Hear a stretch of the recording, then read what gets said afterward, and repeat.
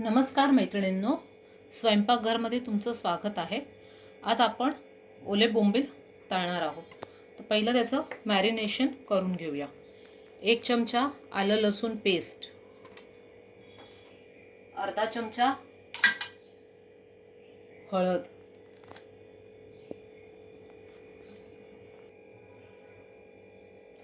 दोन चमचे लाल तिखट आणि अर्धा चमचा घरगुती मसाला, चवीपुरतं मीठ,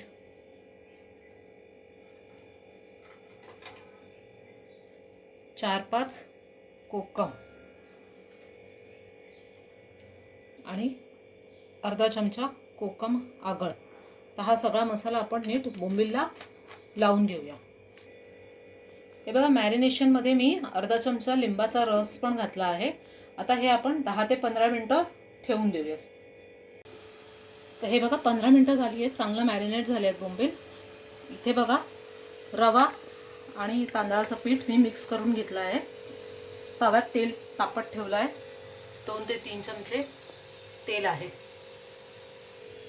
रवा आणि तांदळाचं पीठ बोंबीलला मस्त कोट करून घेतलंय। गॅस मध्यम आचेवर ठेवते। तेल चांगलं तापलंय, तर एक एक करून आपण बोंबील त्यात सोडूया।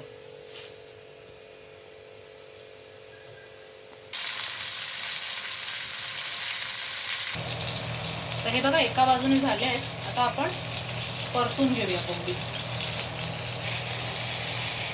परत 1 चमचा तेल घालते।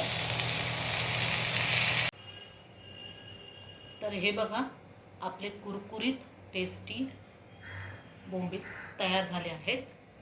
तर माझ्या चॅनलला लाईक करा, रेसिपी शेअर करा तुमच्या मैत्रिणींबरोबर आणि कमेंट करा। चॅनलला सबस्क्राईब करायला विसरू नका। थँक्यू।